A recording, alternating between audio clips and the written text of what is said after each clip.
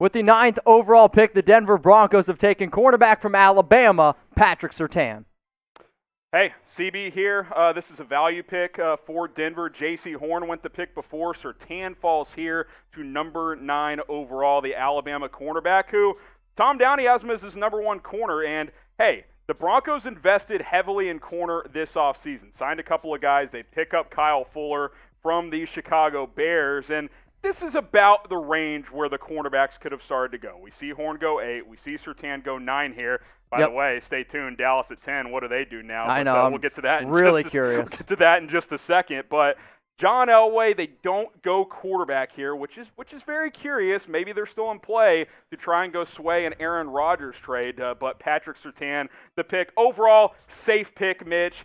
Maybe it's not the highest ceiling pick. I give this a B. I think it's a good pick overall. I mean, I think it's a good fit for what Denver's trying to do. I obviously think that they could have gone with some other picks here personally.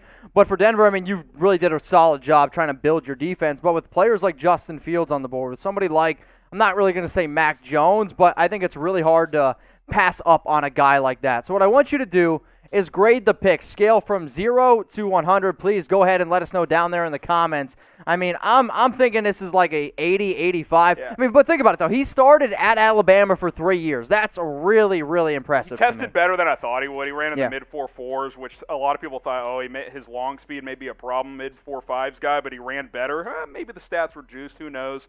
This is like 82, 83. This is solid B-minus pick. You could have swung for the quarterback. Justin Fields was on the board. You opt to go defense here. That'll create a lot of speculation for what the Broncos are doing at quarterback moving forward, both this year and in the long-term future. Drew Lock can take a breath for now.